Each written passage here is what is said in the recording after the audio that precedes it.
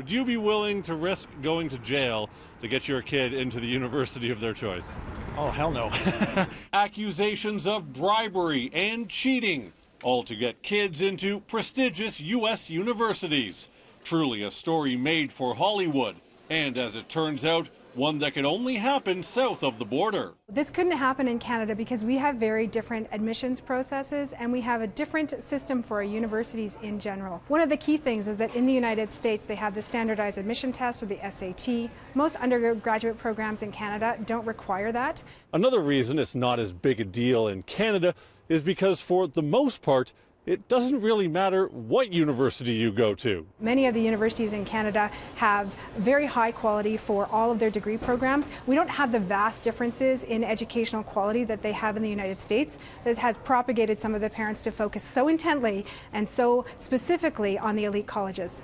Canadians also don't seem to care as much about a university's prestige. Obviously you care if it's a quality program, but that only plays into it so much. I actually went to U of T last year and I came back because it was so terrible. So I was miserable there, so I came to UC. There you go. Are you happier here now, or? Yeah, way happier. And I think that there's that implicit understanding that generally we have this high quality education in Canada, whereas in the US, where you take your undergraduate degree can influence the entire trajectory of your career and your life from that point forward. So it's a really critical decision in the United States compared to Canada.